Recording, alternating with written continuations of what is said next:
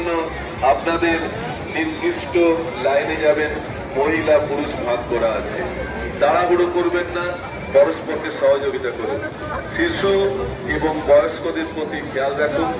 নিজের purse, mobile সতর্কভাবে রাখুন।